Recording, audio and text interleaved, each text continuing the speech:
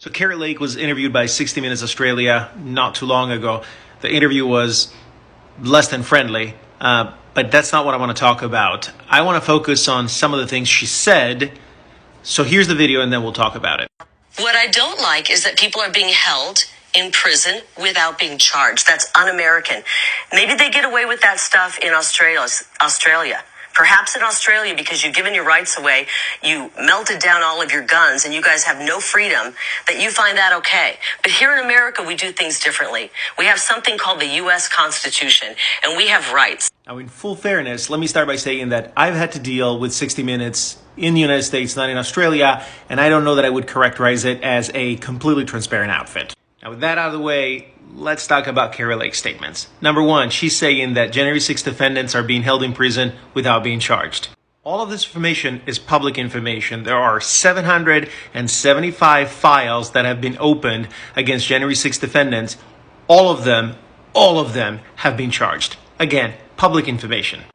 To say that they are being held in prison without charges is lying, knowing that she lies.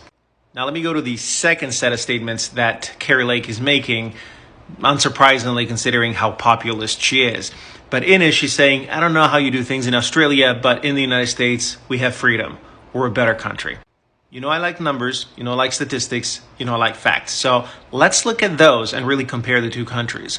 I want to remind Ms. Lake that while she says that Australian society is worse than U.S. society, in the United States, the crime rate is 9% higher. And the unalive crime rate is 450% higher in the United States than it is in Australia.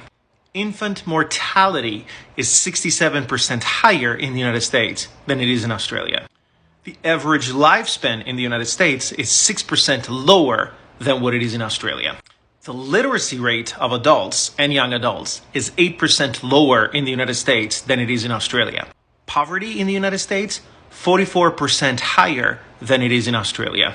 The incarceration rate in the United States, 277% higher than it is in Australia.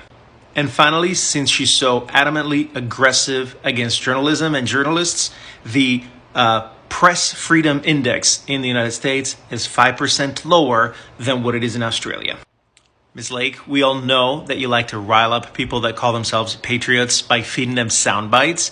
But the reality is that facts, figures, and substantial evidence is just showing what a propagandist you are.